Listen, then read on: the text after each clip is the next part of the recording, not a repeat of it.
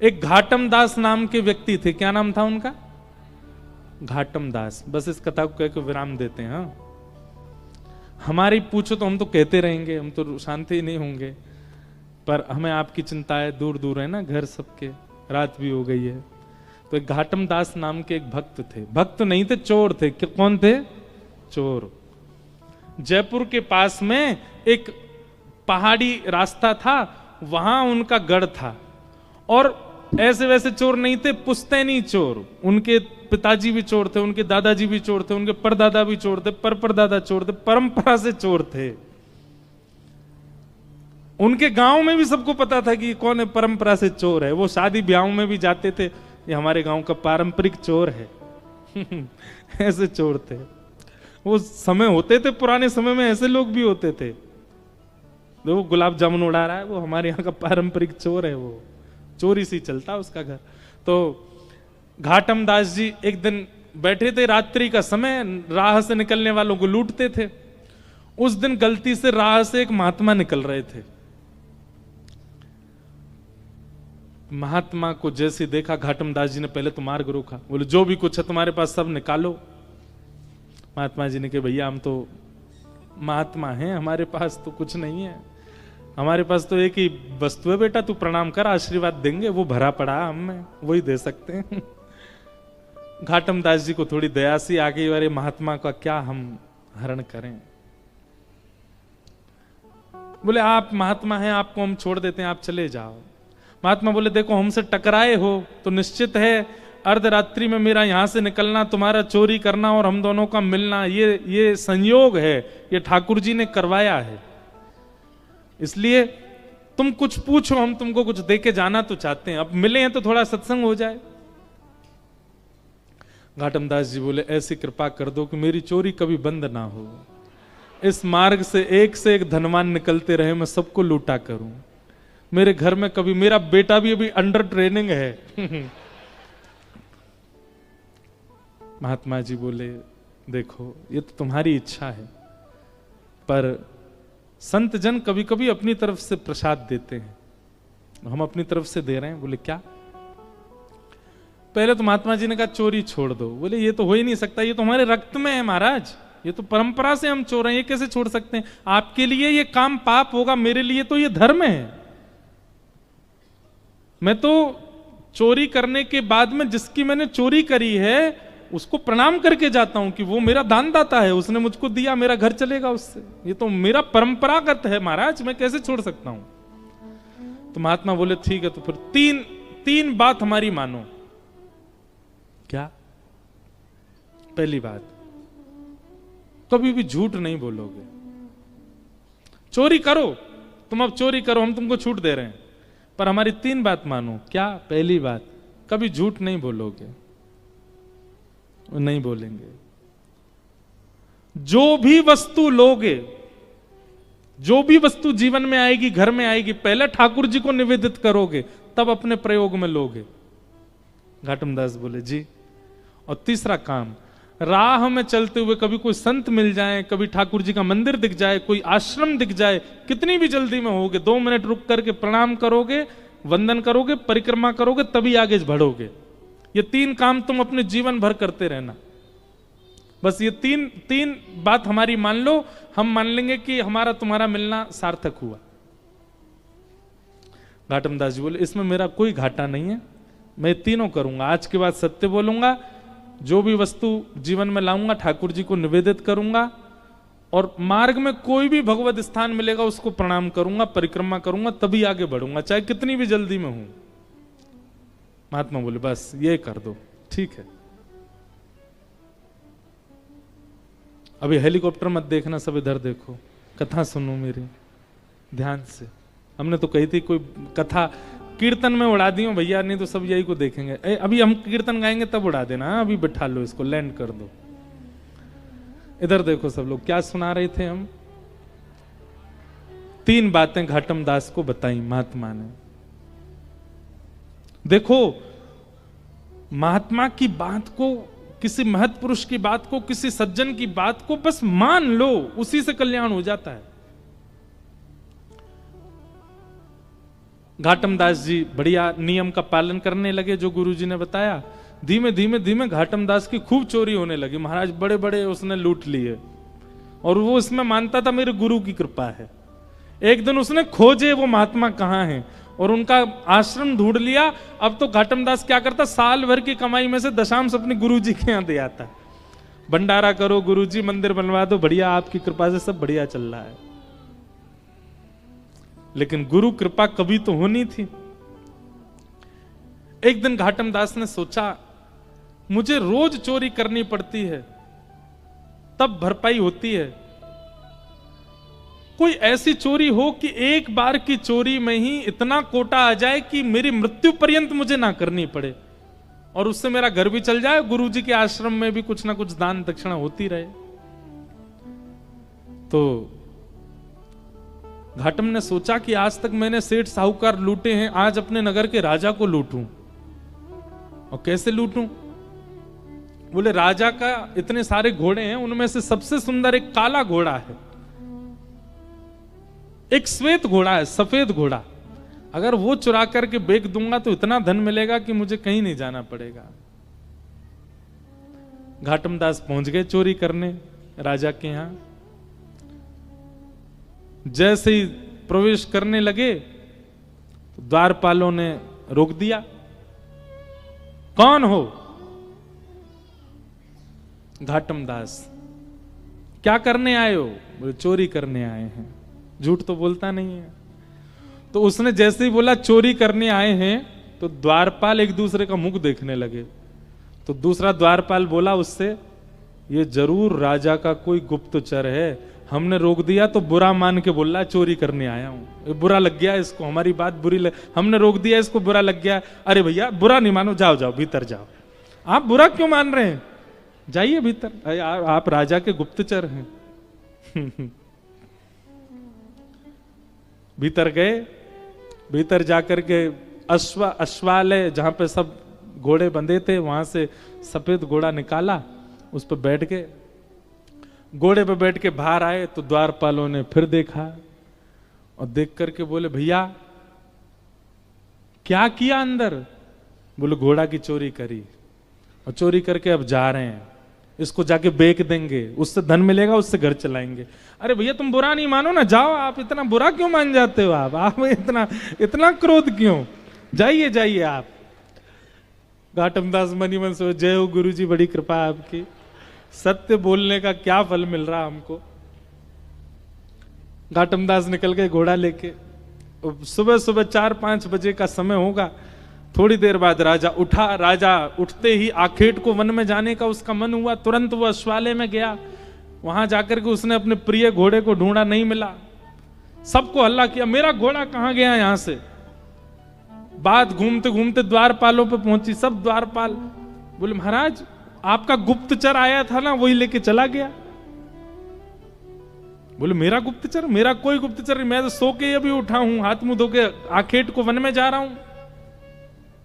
अरे महाराज एक व्यक्ति आया था और उसने आके हमसे कहा था हम चोरी करने आए। मैंने कहा भाई चोर इतना सत्य थोड़ी बोलेगा चोरी करने आए।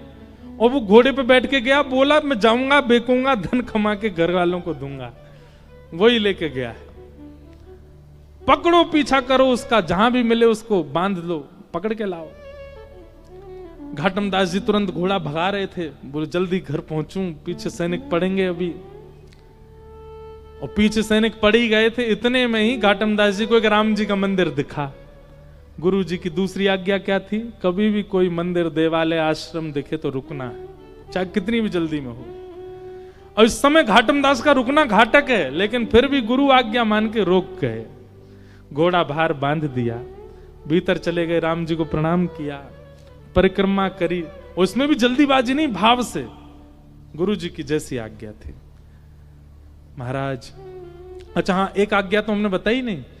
वो जो भी सामग्री लेते थे ठाकुर जी को निवेदित करते थे। तो जैसे वो घोड़ा चुराया, घोड़ा चुराते ही सबसे पहले उसका स्पर्श करके, हे राम जी ये आपका है, इसको स्वीकार करो। राम जी को निवेदित करके तब चोरी करता था। तो राम जी को निवेदन करने के कारण और गुरु आज्ञा मानने के कारण राम जी इतने रीझ गए उससे कि बाहर जो अश्व खड़ा था वो था सफेद, पर जब तक सैनिक आए वो पूरा काला पड़ चुका था। सैनिकों ने अश्व को देखा, अश्व की कद काठी और उसका रूप देख करके बोले ये है तो हमारे राजा का ही, पर ये काला सा कैसे हो गया। तभी भीतर देखा तो घाटम दास, द्वारपालों ने कहा यही है, यही चुरा के ले गया था। घाटम दास को पकड़ के बोले क्यों भैया, ये घोड़ा तुमने चुराया? बोले जी मैंने चुराया। कहां से चुराया? बोले आपके अश्वालय से चुराया। बोले ये तो श्वेत था, ये काला कैसे हो गया?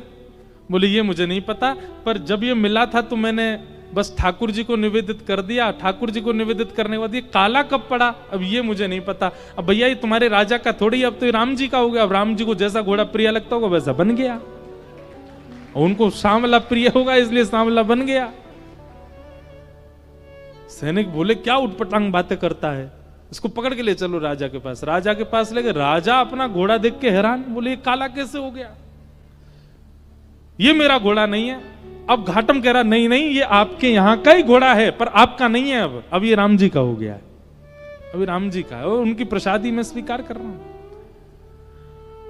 सब आश्चर्य में बोले सच भी बोल रहा है और इसकी बातों पे विश्वास भी नहीं हो रहा, घोड़ा काला पड़ गया है, क्या क्या चल रहा है समझ नहीं आ रहा।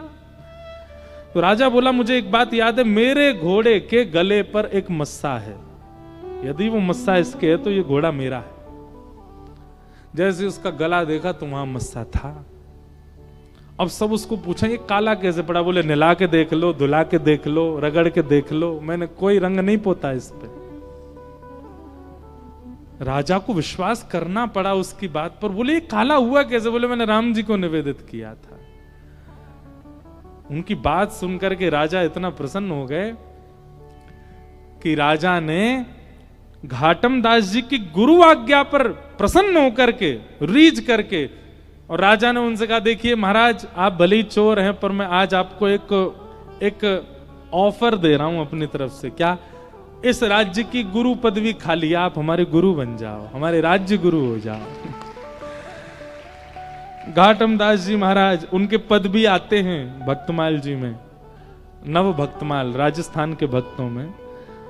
तो घाटम दास जी महाराज इतना रोए, बोले मैंने चोरी नहीं छोड़ी और चोरी के साथ साथ केवल गुरु आज्ञा का पालन किया, और उसका फल मुझे यह मिला कि आज केवल गुरु आज्ञा से मैं एक राजगुरु बन गया। यदि मैंने चोरी भी छोड़ दी होती, दुष्कर्म भी छोड़ दिए होते और तब गुरु का पालन किया होता, तो आज एक राजा की गुरु पदवी नहीं, आज प्रभु श्री राम की गोद प्राप्त हो गई होती, वो मुझे अपनी गोद में ले लेते। ये गुरु आज्ञा का फल है। ऐसे घाटम दास जी महाराज का चरित्र सुनाया गया है। उनका एक पद मुझे बहुत अच्छा लगता है, मैं ढूंढ रहा हूं मिल जाए तो। अपने घर के ठाकुर जी, उनको एक बार को सेवा ना करें चलेगा, पर वृंदावन जाए तो बिहारी जी दर्शन जरूर होने चाहिए। दोनों समान हैं। ये समत्व कब आएगा? जब सत्संग अतीत हो, जब आपकी थ्योरी बढ़िया होगी तो प्रैक्टिकल अच्छा जाएगा ही। इसलिए हमारा आपसे निवेदन है, हम लोग बहुत धनवान हैं सनातन धर्मावली, हमारे लिए इतने शास्त्र प्रकट करके गए हैं श्री वेदव्यास जी महाराज। किसी एक शास्त्र को जीवन भर के लिए एक शास्त्र को प्रदान कर दीजिए, आपसे ज्यादा प्रसन्न व्यक्ति कोई नहीं होगा जीवन में। किसी एक शास्त्र को पूरा जीवन दे दीजिए, बस उस शास्त्र की कही मानिए बस। और सबसे सरल मानस जी हैं, रामचरित्र मानस हमारे मध्य प्रदेश में और पूर्वी उत्तर प्रदेश में तो मानस जी का पाठ घर घर में होता है। उन्हीं का आश्रय ले लीजिए। जब तक आप ग्रंथाकार का आश्रय नहीं लेंगे, आपको मूर्ति आकार ठाकुर जी में भाव उत्पन्न नहीं कर पाओगे आप। तो एक ब्राह्मण थे काशी में, वो नित्य भागवत जी का पाठ करते थे, और भागवत जी के पाठ के पीछे उनका उद्देश्य कोई पुण्य की प्राप्ति नहीं। सब लोग इधर देखो, इधर देखो, यहां देखो, ध्यानपूर्वक सुनो। चाहे ब्रह्मा जी आ जाए यहां पे, आपको देखना हमको ये यत्र यत्र रघुनाथ कीर्तनम तत्र तत्र कृतमस्तकाञ्जलिं बाष्पवारि परिपूर्णलोचनं मारुतिं नमत राक्षसान्तकम्। एक बार हनुमान जी कथा सुन रहे थे। हनुमान जी कथा ही सुनते हैं। पूरी हनुमान चालीसा में गोस्वामी तुलसीदास जी महाराज ने सिंदूर चढ़ाने का वर्णन नहीं किया, लड्डू के भोग का वर्णन नहीं किया। इसका मतलब ये नहीं कि नहीं करो, करना है, सिंदूर चढ़ाना है, लड्डू का भोग लगाना है, अकहुआ के पत्ते चढ़ाने हैं, सब कुछ करना है। पर गोस्वामी जी ने एक भाव का वर्णन किया, क्या? प्रभु चरित्र सुनवे को रसिया। कथा सुनने के रसिया हैं हनुमान जी। तो एक बार हनुमान जी कथा सुन रहे थे और कथा में राम जी का इतना विरह हुआ हनुमान जी को कि दोनों भुजा उठा करके हनुमान जी रुदन करने लगे। राम जी से देखा नहीं गया। राम जी मन में सोचने लगे, हनुमान जी इतने विरह में हैं, चलो इनको दर्शन दे दो। और राम जी महाराज तुरंत कथा में प्रकट हो गए और विरह आतुर हनुमान जी के कंधा पे हाथ रख करके और ऐसे उनको कहने लगे, अरे पवन पुत्र, अरे श्री हनुमंत लाल, देखो मैं आ गया। हनुमान जी महाराज भाव में रुदन कर रहे थे। जैसे ही स्पर्श किया राम जी ने तो नेत्र खुल गए। नेत्र खुल करके पीछे देखा, पीछे देख करके बोले, भगवान आप अभी क्यों आ गए? राम जी बोले, भैया तुम इतने भाव में रो रहे थे, हमने सोचा जाके तुमको दर्शन दे दें। हनुमान जी बोले, आपसे मेरी प्रार्थना है 2 घंटा बाद मिलिएगा, अभी कथा रह गई है 2 घंटा की, अभी कथा सुनने दो मेरे को, कथा के बीच में मत आइए आप, कथा अभी 2 घंटा और सुनने, तब तक बाहर खड़े रहिए आप। राम जी बोले, अच्छा कथा इतनी प्रिय? हनुमान जी बोले, इस कथा से ही तो आप मिलते हो, और जिस साधन से आप मिलो उस बीच में आप भी आ जाओगे तो हम आपको भी नहीं देखेंगे, हम तो पहले कथा श्रवण करेंगे। तो इसलिए कथा के बीच में इधर उधर नहीं, सब लोग इधर देखो, सावधानी से सुनो। तो कथा ही नहीं आगे बढ़ रही हमारी। एक ब्राह्मण थे काशी में, वो नित्य भागवत जी का पाठ करते थे। उनका और कोई काम नहीं, बस गंगा तट पर बैठ करके भागवत जी का पाठ करना।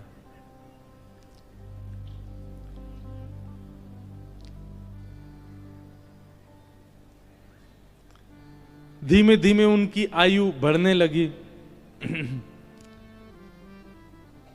एक दिन परिवार के सब लोगों ने कहा, भैया ये कोई इनका काम धंधा शुरू करा दो, पूरे दिन पाठ करते रहते हैं भागवत जी का। और पाठ भी किसी व्यक्ति के लिए नहीं, अगर कोई उनको दक्षिणा भी देता था कि पंडित जी हमारे यहाँ पाठ कर दो, तो उसके यहाँ पाठ करते थे, वो उसका पाठ, फिर उसके बाद अपना पाठ अलग करते, अपने लिए करते थे। उसके पीछे उनकी कोई कामना नहीं थी, निष्काम भाव से करते थे। नित्य पाठ करते। तो एक दिन घर के लोगों ने सबने कहा कि इनका ब्याह कर दो, ये करते धरते तो कुछ है नहीं, पूरे दिन पाठ में ही लगे रहते हैं, इनका ब्याह कर दो, पत्नी घर आएगी, अकल ठिकाने आ जाएगी। और सब घर के लोगों ने वो ब्राह्मण देवता का ब्याह कर दिया। पत्नी आ गई। कुछ दिन बाद पत्नी को भी पता लगने लगा कि ये कोई काम धंधा नहीं करते हैं, पूरे दिन केवल भागवत जी का पाठ करते हैं। बहुत प्रयास किया, लेकिन उसके बाद वो भी हार गई कि ये करेंगे नहीं, कहीं काम नहीं कर सकते, ये तो भागवत जी में ही लगे रहेंगे। तो आपत्तिकालीन गृहिणी परीक्षा, हमारे शास्त्र आज्ञा करते हैं कि घर में आई हुई आपत्ति के समय घर की गृहिणी की परीक्षा होती है। क्षमा कीजिएगा, घर में आई हुई आपत्ति के समय यदि गृहिणी ही हाथ खड़े कर दे तो फिर आपको ब्रह्मा भी नहीं बचा सकते। लेकिन घर में यदि कोई आपत्ति आ जाए और घर की नारी, घर की गृहिणी यदि वो अपना बल साध ले, वो ना टूटे, वो ना विचलित हो, चिंता मत कीजिएगा, आप उस संकट के सागर से निकल जाओगे। ये वेद प्रमाण है, ये शास्त्र प्रमाण बात है। इसलिए माताएं बहनों को एक बात हम कहें कि पति के ऊपर, बच्चों के ऊपर, परिवार के ऊपर कितने भी संकट आए, बाकी समय आप भले कितने भी आंसू बहाओ, लेकिन घर में आए हुए संकट के समय आप बस थोड़ा सा मजबूत हो जाइए, आपकी मजबूती से पूरा घर संभल जाएगा।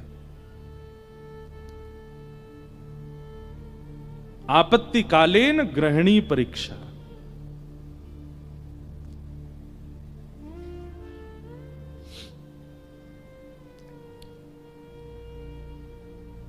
पत्नी ने सोचा कि ये तो कुछ करते नहीं है, आगे हमारा वंश बढ़ेगा, बच्चे होंगे, कैसे चलेगा परिवार। तो फिर उनकी ब्राह्मण देवता की पत्नी ने आज्ञा ली, बोले आपकी आज्ञा हो तो मैं कुछ करूं कार्य, देवी तुमको जैसा अच्छा लगे। भोजन बनाना बहुत अच्छा जानती थी, 3-4 घरों में उन्होंने काम ले लिया और वो जाती भोजन बनाती और उससे जो वेतन मिलता उसी से घर चलता था ब्राह्मण का। ब्राह्मण और प्रसन्न हो गए, बोले और बढ़िया, वो और कुछ नहीं करना पड़ेगा, भागवत जी में लगे रहो, पाठ करते रहो। अब इसमें कई लोग ब्राह्मण को कहीं आलसी मत समझिएगा, ये बहुत बहुत बड़ी बात हम आपको बताएंगे, वो अंत में उसका निचोड़ निकल के आएगा। 2-3 बालक भी उनके हो गए, चल रहा था घर। एक बार की बात, कुछ संतों का काशी में आगमन हुआ, संत आती रहते हैं काशी में, पर असमय में आना हुआ, बिना समय के संतों का आना हुआ। और उन्होंने किसी से पूछा, बोले भैया हम 5-10 मूर्ति हैं, कहीं प्रसाद पाने के इच्छुक हैं, कोई वैष्णव परिवार हो तो हमको बताओ। तो एक राह चलते व्यक्ति ने उन्हीं ब्राह्मण का घर बता दिया, बोले यहां चले जाइए, यहां बहुत एक सेवानिष्ठ और बड़े शास्त्रों का अध्ययन करने वाले ब्राह्मण रहते हैं, इनके पास चले जाइए, आप ये प्रसाद पवा देंगे। संतों ने घर में प्रवेश किया। ब्राह्मण देवता तो अपने पाठ में लगे थे, भागवत जी का ही पाठ कर रहे थे, और उनकी पत्नी बच्चों को, पति को स्वयं प्रसाद आदि पाकर के सारे बर्तन मांज करके उसने रखे ही थे। उसी समय संतों का आना हुआ और संतों ने आगे कहा, आओ बिटिया, हम 10 मूर्ति हैं, हम लोग अयोध्या से प्रयागराज जा रहे हैं, काशी बीच में पड़ा, किसी ने बताया आपका घर वैष्णव का है, बड़ी जोर की भूख लगी, ठाकुर जी को प्रसाद पवाओ और प्रसाद पवा के हम लोगों को प्रसाद बांट दो। ब्राह्मणी बेचारी बड़ी प्रसन्न हो गई कि मेरे घर आज संत पधारे हैं प्रसाद पाने। तुरंत उसने जाकर के रसोई घर में सामग्रियां देखी, सामग्री इतनी थी नहीं कि उन सबको पवाया जा सके। दौड़ी दौड़ी अपने कक्ष में गई, जाकर के अपने जो उसका धन वो कमाती थी उसको जाकर के देखा कि जाऊं लेकर के आऊं, तो वह भी इतना नहीं था कि उन 10 महापुरुषों की सेवा हो सके। और ब्राह्मण का एक स्वभाव है कि और अगर ये स्वभाव किसी ब्राह्मण में नहीं है तो वो ध्यान से सुने, ये ब्राह्मण का स्वभाव होना चाहिए। ब्राह्मण दान मिले तो लेने का अधिकारी होता है, पर मांगने का अधिकारी नहीं है। मांगे ना, ब्राह्मण का स्वाभिमान है, वो मांगता नहीं है और मांगना चाहिए भी नहीं। अब वो कभी रसोई में जाए, कभी कक्ष में जाए, कभी एकांत में बैठ के सोचे मैं क्या करूं, संत पधारे हैं घर पर, कैसे प्रसाद पवाऊं, क्या व्यवस्था करूं, कुछ लाऊं, कभी ऊपर कुछ ढूंढे, कुछ मिल जाए, कुछ भुजिया मिले, नमकीन मिले, कुछ तो मिले, कुछ तो दूं, पर कोई व्यवस्था नहीं बन पाई। बार बार उसको यहां से वहां घूमते देख संत समझ गए कि हम गलत समय पे आ गए हैं। मुखमंडल बता देता है कई बार, और वे सब संत अपने अपने आसन लेके उठ गए, चिमटा कमंडल लेकर के, बिटिया सुनो सुनो सुनो सुनो, हमको ना प्रयाग पहुंचना है, विलंब हो रहा है, फिर आएंगे, अपना ही घर है, क्या दिक्कत है, तुम आराम करो, हाँ हम जाते हैं। और उस ब्राह्मणी के मन में वही आ रहा था, जब ये कक्ष मेरे घर में घुसे, इन्होंने घुसते ही क्या कहा था कि हम बहुत भूखे हैं, ठाकुर जी को भोग लगा के प्रसाद पवाओ, और ये भूखे ही जा रहे हैं और मैं कुछ नहीं कर पा रही। नेत्र सजल हो गए उसके, अत्यंत पीड़ा में आ गई। आज तक तो अपने पति से कुछ कहा नहीं था, पर आज कक्ष में प्रवेश करके ताम्रवर्ण आंखों का हो रहा था और बस चिल्लाने लगी, बोले तुमसे ब्याह किया मैंने, आपने जैसे चाहा वैसे रही मैं, आप नहीं करते कुछ तो घर घर जाके प्रसाद बना करके घर चलाती हूं मैं भूखी रह जाऊं, बच्चे भूखे रहें, आप भी भूखे रह जाते हैं तो भी इतनी पीड़ा मुझको नहीं होती है। पर आज संत पधारे थे हमारे यहां, महापुरुष पधारे थे हमारे यहां, कल्पवासी महात्मा आए थे हमारे यहां। वो अभागा दुर्भाग्यशाली घर है जहां से संत भूखे चले जाते हैं, निराश चले जाते हैं, और आप पूरे दिन ये भागवत जी में लगे रहते हो। अगर ये भागवत कृष्ण हैं, अगर ये भागवत नारायण हैं, अगर ये भागवत साक्षात भगवान हैं, तो इन भागवत जी से कम इतनी उम्मीद तो हम रख सकते थे कि हमारे घर से संत भूखे नहीं जाते। क्या दिया भागवत जी ने हमें?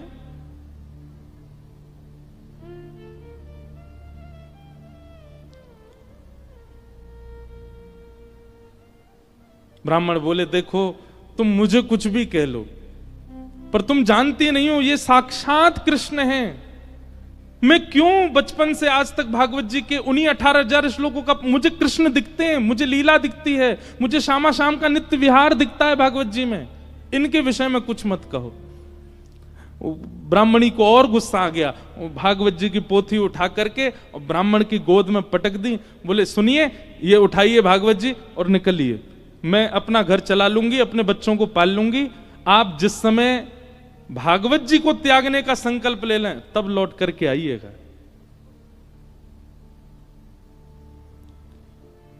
ब्राह्मण के नेत्र सजल हो गए, हृदय से लगा लिया भागवत जी को, निकल पड़े, घर से ही निकल गए और गंगा जी के तट पर जाकर के खूब रोए, खूब रुदन किया।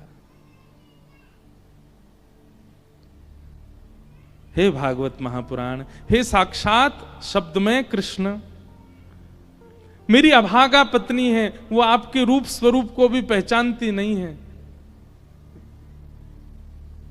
पर हे करुणा निधान, आप कृपा करो। मैं कहूंगा भी तो भी वो अध्ययन नहीं करेगी, तो भी वो मुझसे कभी कथा नहीं सुनेगी, पर आप कृपा कीजिए और मेरी गृहिणी को अपने रूप का दर्शन करा दीजिए।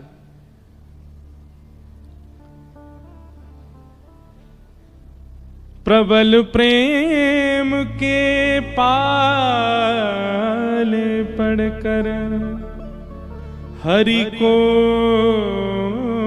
नियम बदलते देखा, अपना मान टले टल जाए, पर भक्त का मान न टलते देखा। हमारे ब्रज के श्री बिंदु जी महाराज, उनका ये भाव है, प्रबल प्रेम के पाले पढ़कर हरि को नियम बदलते देखा, अपना मान टले टल जाए, पर भक्त का मान न टलते देखा। इतने में ही नन्हे से कन्हैया, ऊंची धोती पहनी, घुटने घुटने तक, नीचे के पांव ठाकुर जी के दिखाई दे रहे हैं, उनमें सुंदर सुंदर कड़ूला पहने, कड़ूलान में भी छोटे छोटे घुंघरू लगे हैं, कमर में करधनी पहनी है, करधनी में भी छोटी छोटी घंटी लगी है, गले में सुंदर दो हार पहने हैं, हाथों में बाजूबंद, ऐसे हाथों में कड़ूला, और सिर पर एक स्वाफा बांध करके सांवरे सलोने कमल नेत्र ठाकुर जी प्रकट हो गए काशी में। लेकिन ब्राह्मण को नहीं दिखे अभी, बस कहीं हो गए प्रकट, और प्रकट होकर के एक डलिया उठा करके सिर पर रखी, और महाराज जैसे कोई बालक कुछ बेचने के लिए जा रहा हो, ऐसे ठाकुर जी उस डलिया को लेकर के ब्राह्मण के घर जा रहे हैं। ब्राह्मण के घर पहुंच गए, ब्राह्मण गंगा किनारे अभी रो रहा है, और उसके घर पहुंच करके बाहर से उसके गेट को खटखटाने लगे। ब्राह्मणी निकल करके बाहर आई, जैसे ही दरवाजा खोला, सांवरे सलोने नंद नंदन, अब वो क्या जाने किए नंद नंदन, बस उसको तो ये दिख रहा था कोई किसी मैया का सुंदर सा बालक है, श्रृंगार करके डोल रहा गली में। जैसे द्वार खोला, द्वार खोल करके बोली, अरे बालक तुम कौन हो, कहां से आए हो, माताजी कहां तुम्हारी, पिताजी कहां, अकेले कहां घूम रहे हो, और ये इतनी भारी डलिया लेकर के कहां जा रहे हो। डलिया के ऊपर वस्त्र पड़ा था। तो ठाकुर जी एक हाथ से डलिया पकड़े, दूसरे हाथ से इशारा करके बोले, मानो इशारा कर रहे हैं हम गूंगे हैं, बोलना नहीं जानते। अच्छा गूंगे हो। ठाकुर जी बोले तो बोले फिर यहां क्यों आए हो। तो ठाकुर जी ने उसको इशारा किया, कुछ लिखने को दो, हम बताएं कौन है, कैसे आए। डलिया उठा करके ब्राह्मण देवता के घर के भीतर रखी और पर्चा लेकर के उस पर सुंदर लेखनी लिख करके और मोड़ करके ब्राह्मणी को दे करके, और तुरंत ठाकुर जी पीछे मुड़े चले गए। ब्राह्मणी पत्र पढ़ने लगी, इतने तो ठाकुर जी वहां से अंतर ध्यान चले गए। अब ब्राह्मणी देखती रही, दूर दूर तक ठाकुर जी दिखे नहीं। क्या लिखा था उस पत्र में। ठाकुर जी बोले, हमें छोटा बालक मत समझो, हमारी कद को देख करके बस ये जान लो हम बौने हैं। हमारी हमारी हमारी जो कद है वो इससे बड़ी नहीं है ऊपर, नहीं तो हमारी उम्र बहुत है, और हम बहुत बहुत धनवान परिवार से आते हैं। बहुत वर्षों से तुम्हारे पतिदेव हमारे कुल के लिए पाठ कर रहे हैं भागवत जी का, पर आज तक उन्होंने वेतन नहीं लिया अपना, आज तक एक रुपया भी हमसे मांगा नहीं। पर मुझे आज पता चला कि उनके परिवार को बहुत आवश्यकता है, इसलिए संपूर्ण जीवन काल में उनका जितना भी वेतन होता था वो हम देने के लिए आए हैं। वो जैसे ही घर आए उनको दे दीजिएगा। और ऐसा कह के ठाकुर चले गए। अब जैसे ही वो डलिया के ऊपर से वस्त्र हटा करके देखा, विविध प्रकार की मणियां, रत्न, सोने, जवाहरात, हीरे आदि सबसे लबालब भरी हुई वो डलिया। ब्राह्मणी मनी मन सोचने लगी, मैंने भी बेवजह डांटा, बिन बताए पाठ कर रहे थे यहां पर, और मुझे लगता तो था कि ये पाठ करते हैं, इसके पीछे कोई कारण नहीं, कुछ मिलता नहीं इनको, कुछ फिर भी लगे रहते हैं, पर ये तो बड़े गोपनीय हैं, मुझे बिन बताए किसी परिवार के लिए कर रहे थे। अपने बेटा को बुलाया, बोले सुनो पिताजी को खोजो, कहां हैं, ढूंढ के लाओ उनको। पिताजी बैठे थे गंगा किनारे, बच्चे ने जाकर, पिताजी जल्दी चलो मैया बुला रही घर पे। शाम हो गई, लौट करके ब्राह्मण आए, बड़े उदास हताश हृदय से भागवत जी लगी हैं।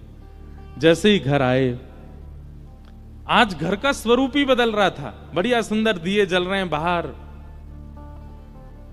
द्वार खोल करके देखा तो पत्नी का भी स्वरूप बदल गया है, बालक भी बिल्कुल नए नवीन कपड़े पहन करके विचरण कर रहे हैं।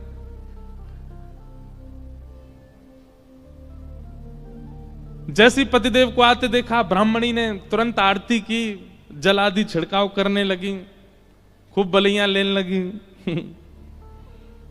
पतिदेव बोले, ब्याह के बाद पहली बार इतना हमारा पूजन हुआ है, ऐसा क्या हो गया जो इतना पूज रही हैं हमको।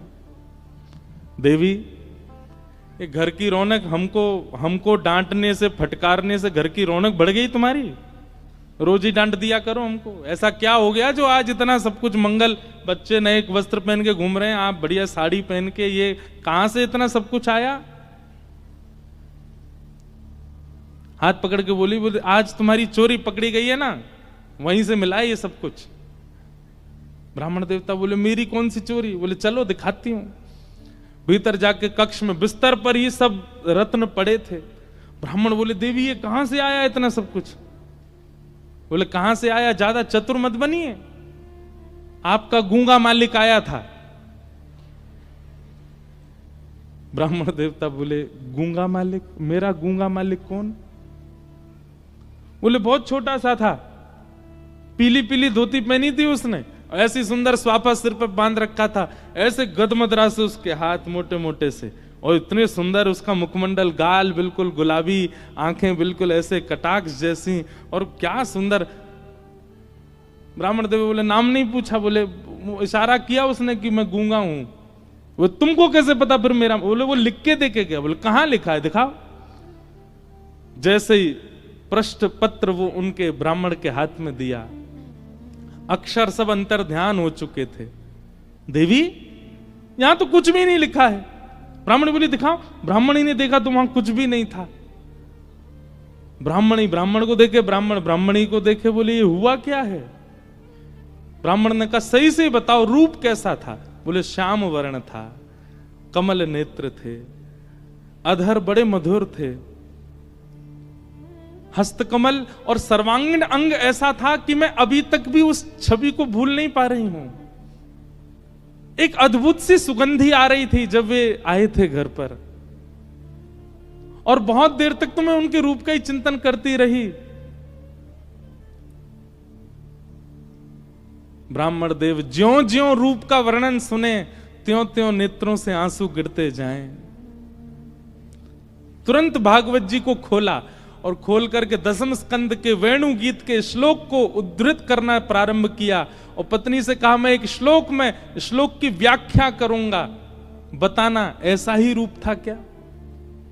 कि वरहा पीड़म नटवर वपु कर्णयो कर्णकारम विभ्रदवासः कनक कपिसं वैजयन्तीं च माला रंध्रान् वेणुअधर सुधया पूरयन् गोपवृन्दै वृन्दारण्यं स्वपदरमणं प्राविशद गीत कीर्ति। उन्होंने एक ही कान में कुंडल पहना था, एक ही कान में कन्नेर का पुष्प लगा था। ब्राह्मणी बोली हाँ हाँ, एक कान में कन्नेर का पुष्प था, गले में 2 स्वर्ण की माल और उसके साथ एक वैजंती माला थी। ब्राह्मणी बोली हाँ, उनके गले में वैजंती माला भी थी। पीतांबरी ऐसी चमक रही थी मानो सूर्य को भी लज्जा हो जाए। बोले हाँ, ऐसी ही उनकी पीतांबरी थी। नेत्र बंद हो रहे हैं और खुल रहे हैं। ये बंद होना खुलना, इसमें ऐसा लगता था कि मानो जैसे हम कहीं खो जाएंगे, हम कहीं डूब जाएंगे इनके रूप माधुरी में। बोले हाँ, ऐसा ही रूप था। ब्राह्मण तुरंत चरणों में गिर गए। देवी वो कोई और नहीं, साक्षात योगेश्वर कृष्ण आए थे, साक्षात वृंदावन चंद श्री ठाकुर जी आए थे। और वे तुमसे कह के गए कि मैंने बाल्यकाल से उनके घर के लिए पाठ किया। वो इसलिए कह के गए क्योंकि मैंने पाठ निष्काम भाव से किया, आज तक किसी कामना से नहीं किया। और निष्काम पाठ, निष्काम सेवा ठाकुर जी की लगती है, वो ठाकुर जी की ही हो जाती है। मेरे जीवन भर का पाठ का जो भी मूल्य होना चाहिए था, वो मूल्य देने के लिए ठाकुर जी आए थे। जगत मजूरी देत है क्यों राखे भगवान। ठाकुर जी भी मजदूरी देते हैं सबकी, जो जैसी सेवा करता वैसी मजदूरी मिलती है उसको।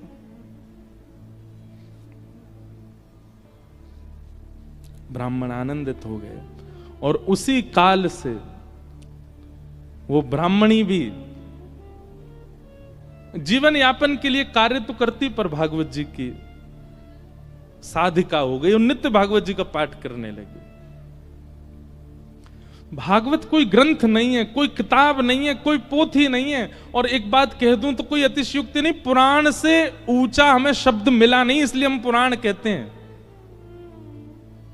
श्रीमद् भागवत सचल श्री कृष्ण है, साक्षात कृष्ण है। आपको शायद राधा रमन जी के मंदिर में श्री कृष्ण की प्रतिमूर्ति, श्री कृष्ण का भाव का अनुभव ना हो, पर कथा में हो जाएगा। आपको शायद कभी वृंदावन में वो अनुभव ना हो जो कथा में हो जाएगा। क्यों? कथा में सचल शब्द के रूप में श्री कृष्ण विचरण करते हैं। ऐसी भागवत जी को हम बारंबार प्रणाम करते हैं, वंदन करते हैं। बोलो भागवत महापुराण की। ऐसी भागवत जी। इसलिए एक एक शब्द, एक एक भाव बहुत ध्यानपूर्वक सुनना है कथा का, क्योंकि श्री कृष्ण है। कल हम लोगों ने महात्म की चर्चा सुनी।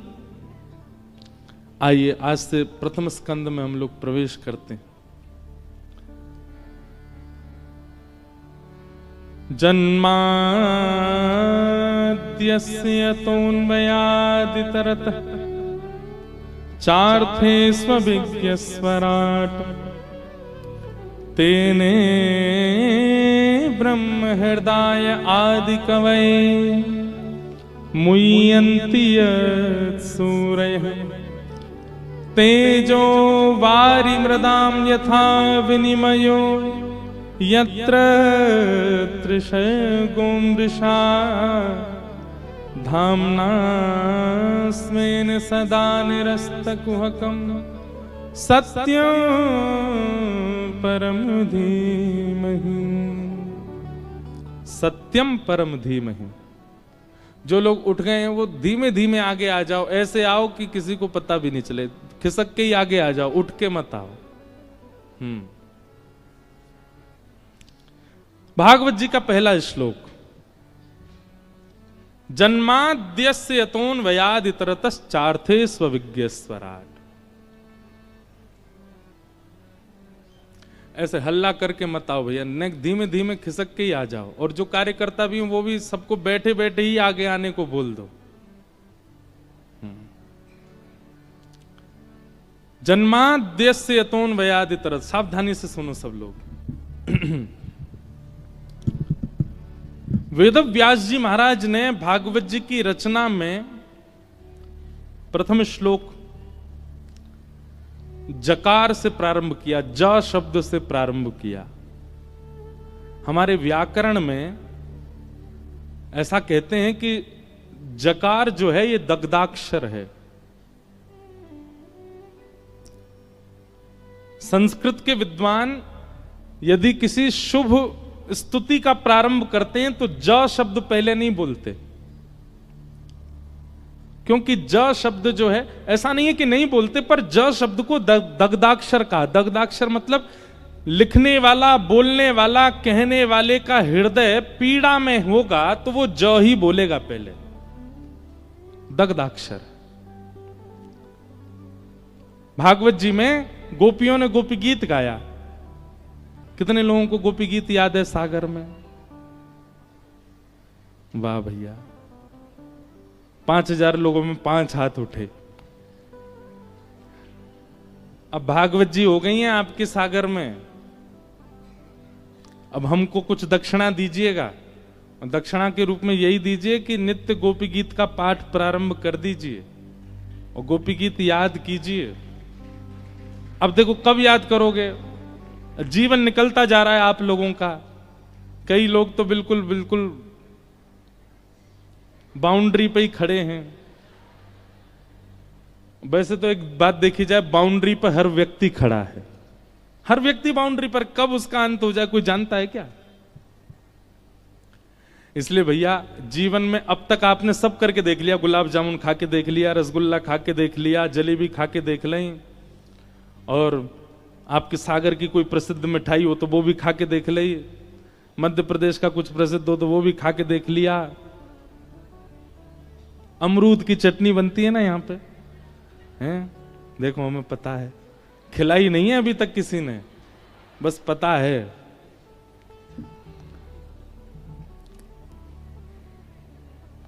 हम आए हैं दमोह, दमोह में कथा हुई थी कुछ वर्ष पहले। वो आयोजक भी आए हैं आज बेचारे कथा में, जो दमोह में कथा कराए थे।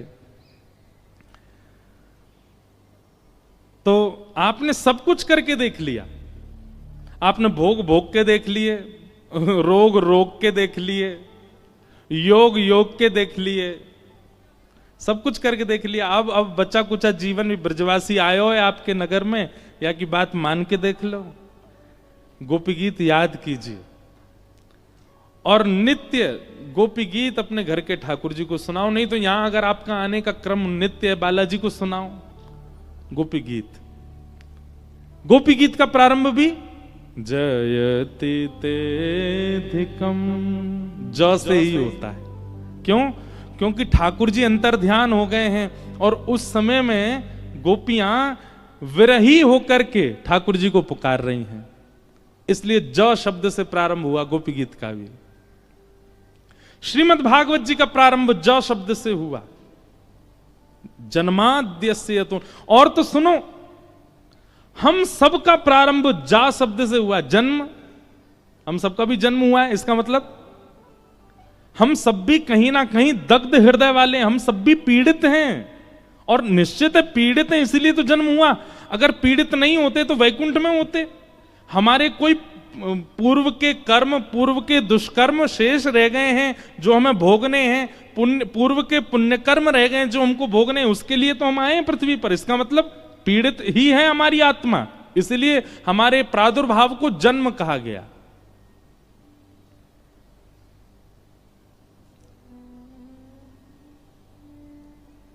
तो ज शब्द से प्रारंभ संस्कृत के रूप में तब किया जाता है जब हृदय पीड़ा में हो।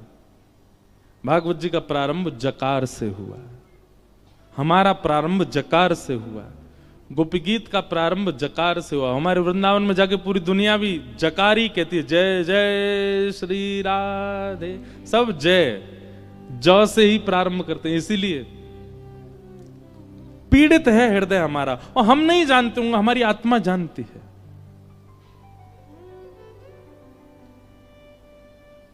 जन्म से हमारा प्रारंभ हुआ है, जन्म से ही भागवत जी का प्रारंभ हुआ है। भागवत जी का पहला शब्द ही जन्म है। जन्माद्यस्य तोन्वयादितरतश्चार्थे स्वविज्ञ स्वराट। बहुत कठिन श्लोक है, मैं जितनी व्याख्या हो सकेगी करूंगा। जन्म से हमारा प्रारंभ, जन्म से ही भागवत जी का प्रारंभ। पर हमारा अंत हमको पता है। हमारा अंत क्या है? मृत्यु। क्या है? क्या है? मृत्यु। पर हमारा अंत मृत्यु नहीं होना चाहिए। हमारा विश्राम कहां होना चाहिए? तो भागवत जी का जो अंतिम श्लोक का विश्राम है वही हमारा विश्राम होना चाहिए। जब भागवत जी के पहले श्लोक का पहला शब्द हमारा प्रारंभ है, तो भागवत जी के अंतिम श्लोक का अंतिम शब्द हमारा विश्राम होना चाहिए। और विश्राम, अंतिम श्लोक क्या भागवत जी का? नाम संकीर्तनम यस्य सर्व पाप प्रणाशनो प्रणामो दुख समनस्तम नमामि हरिम परम। अंतिम शब्द क्या है? हरिम परम। क्या है? हरिम परम। हमारा विश्राम मृत्यु नहीं है, हमारा विश्राम अर्थी नहीं है, हमारा विश्राम चिता नहीं है, हमारा विश्राम हरिम परम, हरि परमात्मा के श्री चरण, वही हमारा विश्राम। वहां हमारा इतरवंश महाप्रभु बैठे हैं मंच पर, इनका विश्राम हरिम परम, श्री राधा वल्लभ जी के चरण। स्वामी श्री हरदास जी विराज रहे हैं, आपका विश्राम हरिम परम। यहां श्रीमद वल्लभाचार्य जी, इनका विश्राम हरिम परम। भक्तिमती मीराबाई, उनका विश्राम हरिम परम। गोस्वामी तुलसीदास जी महाराज, उनका विश्राम हरिम परम। कालिदास का विश्राम हरिम परम। हमारा विश्राम शमशान घाट। हमारा विश्राम हरिम परम क्यों नहीं है? आज लिख लीजिए, कथा सुनने का, कुंभ स्नान करने का, नाम जप करने का, तिलक लगाने का, संत जनों को प्रणाम करने का, पुण्य करने का एक ही उद्देश्य है, हरिम परम, हरिम परम की प्राप्ति होना। आपके उद्देश्य अनेक रहे हैं। कभी आपका उद्देश्य बहुत अच्छे कॉलेज में पढ़ने का था, कभी बहुत अच्छे स्कूल में जाने का था, बहुत धन कमाने का था, कोई गाड़ी खरीदने का था, किसी कन्या से ब्याह करने का था, किसी पुरुष से ब्याह करने का था, किसी पदवी को प्राप्त करने का था। पर अब आप कथा में बैठे हो और नियमित 7 दिन का संकल्प लेके बैठे हो, तो आपका उद्देश्य बाकी सब किनारे, हरिम परम, हरिम परम। और उस हरिम परम को प्राप्त करने के लिए जो जो आवे, चाहे उसके लिए मुझे अच्छी यूनिवर्सिटी में पढ़ना पड़े, अच्छे कॉलेज में जाना पड़े, खूब धन कमाना पड़े, अच्छा घर बनाना पड़े, पर सबके पीछे उद्देश्य क्या होना चाहिए? हरिम परम। यही कथा का उद्देश्य। आप विवाह भी इसी भाव से कर रहे हो कि पत्नी के सहित हरिम परम। बालक भी इसीलिए प्रकट हुए हैं घर में कि बालकों सहित हरिम परम। आप वकील भी इसीलिए बने हो, नेता भी इसीलिए बने हो, वाइस चांसलर भी इसीलिए बने हो, चार्टर्ड अकाउंटेंट भी इसीलिए बने हो कि हरिम परम, इसके माध्यम से भी, माध्यम सब बन जाएं पर उद्देश्य हरिम परम। आपको कुछ नहीं करना पड़ेगा, सब अपने आप, सब भक्ति में हो जाएगा। आपकी पढ़ाई भक्ति में हो जाएगी, आपकी इंजीनियरिंग भक्ति में हो जाएगी, आप नेता हैं, आपका नेता स्वरूप भक्ति में हो जाएगा, सब कुछ भक्ति में होता चला जाएगा। सब भक्ति में होने का मतलब सब पवित्र होता चला जाएगा। आपका विवाह पवित्र हो जाएगा, सब कुछ पवित्र हो जाएगा। उद्देश्य यदि श्यामा श्याम है तो, उद्देश्य यदि ठाकुर जी है तो सबसे प्राप्त क्या करना है? ठाकुर जी को, हरिम परम।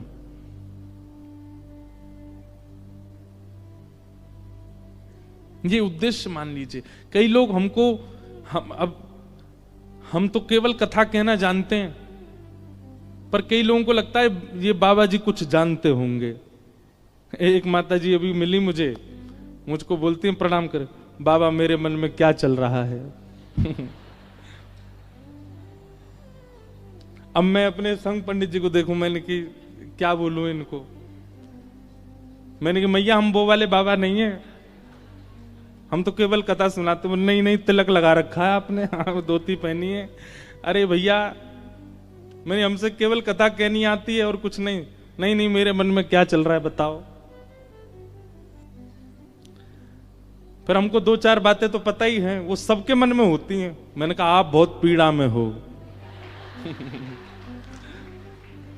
दुनिया आपके साथ अच्छा व्यवहार नहीं करती। आंखों से आंसू आने लगे मैया के, जय हो बाबा। अरे मैंने कि मैया राधे श्याम जपो, जीवन एक परीक्षा है।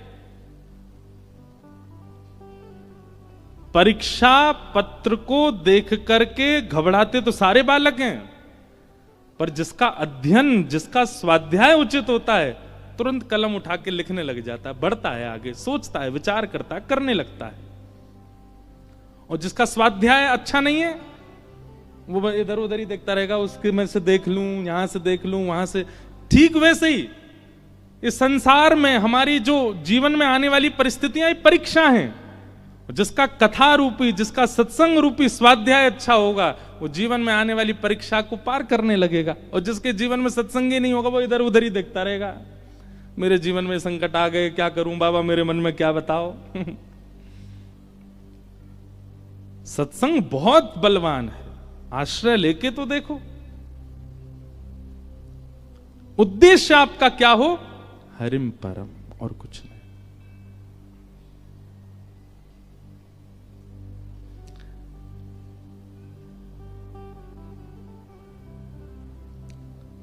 मेरे तो, अब मैं थोड़ा सा घबरा रहा था कि मैं सागर में पद गाऊं कि नहीं। हम भजन तो बहुत गाते हैं, भजन कम गाते, पद ज्यादा गाते हैं। एक बहुत सुंदर पद है, आप लोग समझने का प्रयास कीजिएगा, पद समझ में आ जाएंगे और गाइएगा मेरे साथ में। मेरे तो गिरधर ही गुणगान, मेरे तो गिरधर ही गुणगान। इस पद का अर्थ क्या है? मेरा उद्देश्य कुछ और नहीं है, केवल गिरधर के गुणगान। मैं कर्म भी इसीलिए कर रहा हूं, मैं खा भी इसीलिए रहा हूं, मैं सो भी इसीलिए रहा हूं, मैं पहन भी इसीलिए रहा हूं कि गिरधर मिले। ऐसा उद्देश्य बना लीजिए। काम करते चलो, नाम जपते चलो, हर समय कृष्ण का ध्यान धरते चलो, मुरली वाले को मन से रिझाते चलो, कृष्ण गोविंद गोपाल। सुख में फूलो मती, दुख में भूलो मती, प्राण जाए मगर नाम भूलो मती, काम की वासना को मिटाते चलो, कृष्ण गोविंद गोपाल। मेरे तो गिरधर ही गुणगान, मेरे तो गिरधर ही गुणगान, मेरे तो गिरधर ही गुणगान, मेरे तो गिरधर ही गुणगान। यह मूरत खेलत नैननु में, यह मूरत खेलत नैननु में, यह मूरत खेलत नैनन में,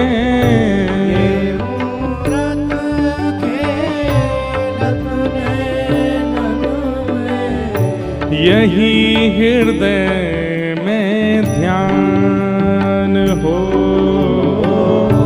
यही हृदय में ध्यान,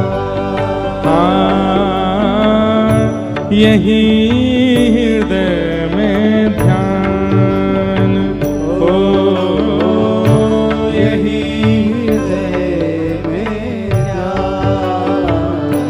मेरे तो गिरधर ही गुणगान, मेरे तो गिरधर ही गुणगान, मेरे तो गिरधर ही गुणगान, मेरे तो गिरधर ही गुणगान। प्यारे गिरधर लाल की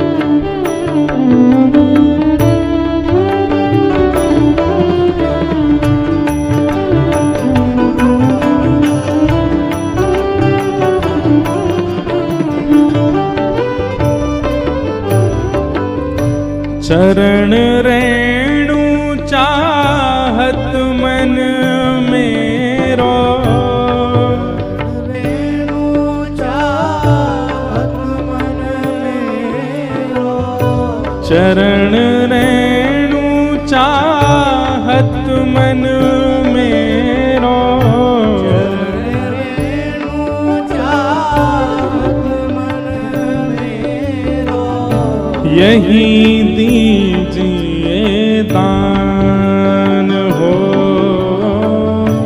यही दीजिए दान।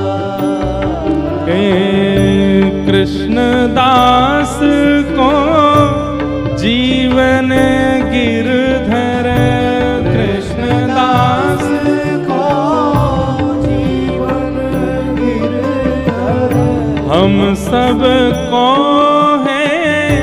जीवन गिरधर, हम सब को है जीवन। कैसे गिरधर? मंगल रूप निधान हो,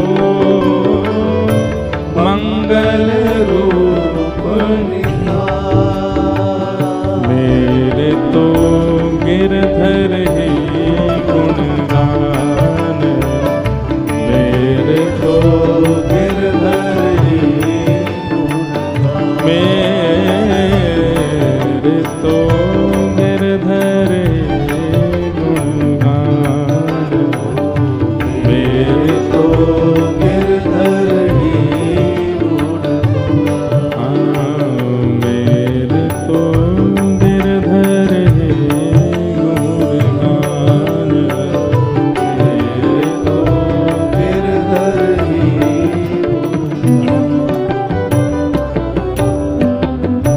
हमारे ब्रज में कृष्णदास अधिकारी हुए एक, वो कृष्णदास अधिकारी जी ये पद गा रहे हैं।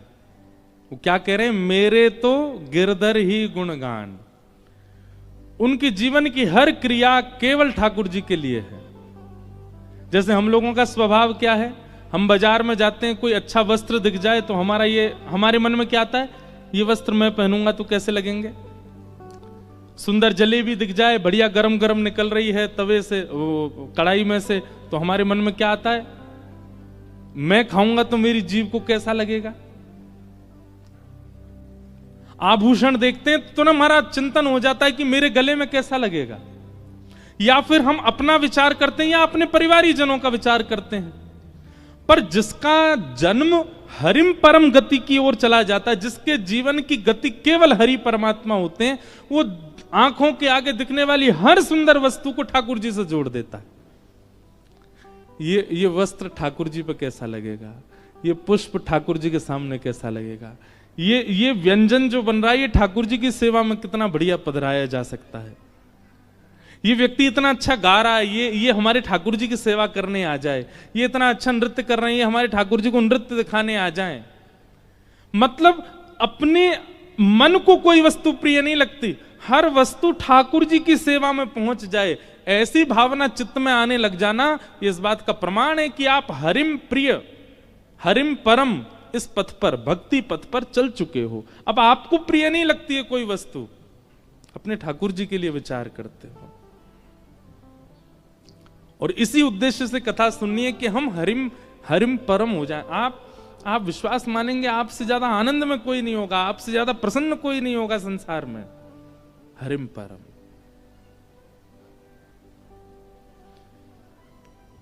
तो जन्माद्यस्य यतोऽन्वयादितरतः, जिनका कभी जन्म नहीं होता, जिनकी कभी मृत्यु नहीं होती, जो जन्म और मृत्यु के चक्र से विलग हैं, लेकिन चाह जाएं तो ठाकुर जी का जन्म होता है। भगवान को जन्म लेने की आवश्यकता नहीं है, पर देवकी को सुख देने के लिए, कौशल्या जी को सुख देने के लिए वही प्रभु राम बनकर के, कृष्ण बनकर के आते हैं और 9 महीना बाकायदा बच्चों की तरह पेट में ही रहते हैं और फिर जन्म लेते हैं। उनको आवश्यकता नहीं है, पर कभी कभी प्रेम में इतने अधीन हो जाते हैं ठाकुर जी की, अधीन होकर के अपने प्रेमियों को वह सुख देते हैं। चार्थे स्वविज्ञ स्वराट, जो अविज्ञ है, अनविज्ञ नहीं। अविज्ञ किसको कहते हैं? जो सब जानता है, उसको अविज्ञ कहते हैं। संसार में केवल भगवान ऐसे हैं जो सब जानते हैं, बाकी इसीलिए उनका नाम भगवान है। जिसके पास धन की मात्रा बहुत ज्यादा उसको धनवान कहते हैं, बल की मात्रा ज्यादा बलवान कहते हैं, जिसके पास 6 भग हैं उसको भगवान कहते हैं। ठाकुर जी को भगवान क्यों कहते हैं पता है आपको? जिस व्यक्ति को 6 बातें पता हैं उसको भगवान कहते हैं। कौन कौन सी? उत्पत्ति प्रलयम चैव भूतानाम अगति गति वेत्तिम विद्याम अविद्याम च सवाच्यो भगवान इति।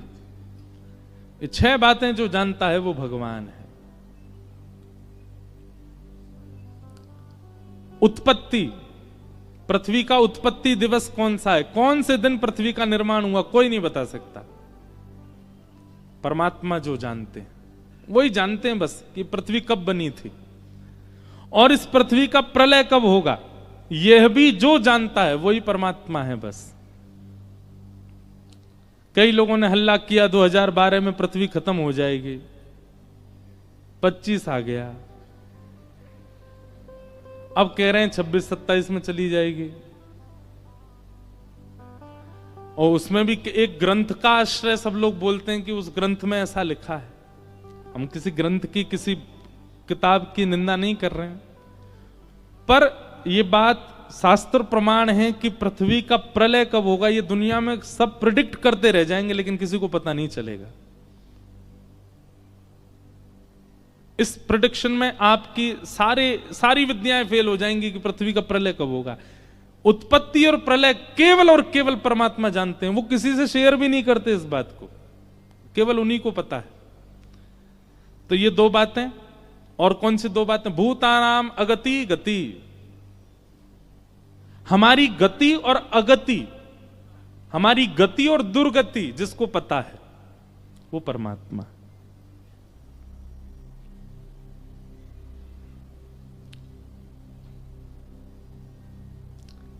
किसी ने प्रेडिक्शन किया था हमसे, आप कभी भागवत के वक्ता नहीं बन पाओगे। 9 साल हो गए हमें कथा करते हुए।